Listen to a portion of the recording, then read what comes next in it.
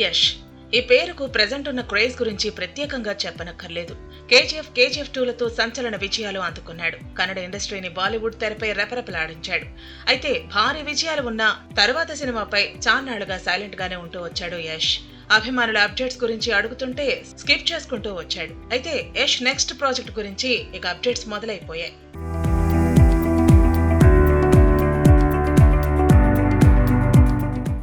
KGF తర్వాత సుదీర్ఘ విరామం తీసుకుని టాక్సిక్ కు ఓకే చెప్పాడు యష్.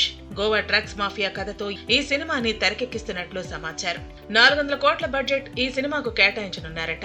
ఈ చిత్రం కోసం యష్ కఠిన వ్యాయామాలు చేసి మరీ మేకోవర్ అయ్యాడు. అంతేకాదు గన్ షూటింగ్ పాఠాలు కూడా నేర్చుకుంటున్నాడట.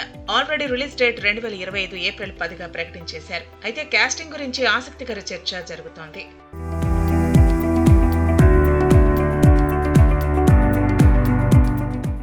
సినిమాకి హైలైట్ గా నిలిచే పవర్ఫుల్ క్యారెక్టర్ కోసం డైరెక్టర్ గీతూ మోహన్ దాస్ షారుఖ్ ఖాన్ ని సంప్రదించినట్టు ప్రచారం జరుగుతోంది.